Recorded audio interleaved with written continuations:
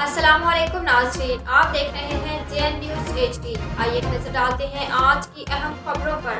चिश्तिया से खबर शामिल करते हैं हमारे ब्यूरो चीफ जनूबी पंजाब हाफिज मोहम्मद बशीर से। पूरे मुल्क भर की तरह चिश्तिया में भी जमात इस्लामी के ज़ेर-ए-एहतमाम यौम यकजहती कश्मीर की मुनासबत से रैली निकाली गई। रैली सदर ईदगाह से शुरू होकर बुखारी चौक पहुंचकर इख्तिताम पजीर हुई। रैली में इलाका मकीनों की कसीर तादाद ने शिरकत की। यौम यकजहती कश्मीर की इस रैली में शरीक शुरका ने हाथों में प्ले कार्ड्स और बैनर्स उठा रखे थे, जिन पर कश्मीरियों की हिमायत में और भारत मुखालिफ नारे दर्ज थे। बुखारी चौक में रैली के मुंतज़मीन की जानिब से खिताब किया गया। इस मौके पर खिताब करने वाले शुरका ने आलमी बरादरी के ज़मीर को झंझोड़ा।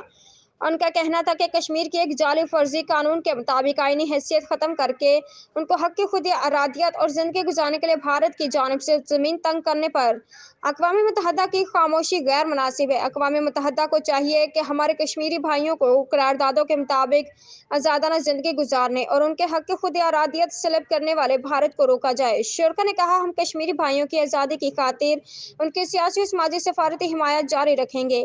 हाफिज मोहम्मद बशीर, ब्यूरो चीफ, जनूबी पंजाब, JN न्यूज़।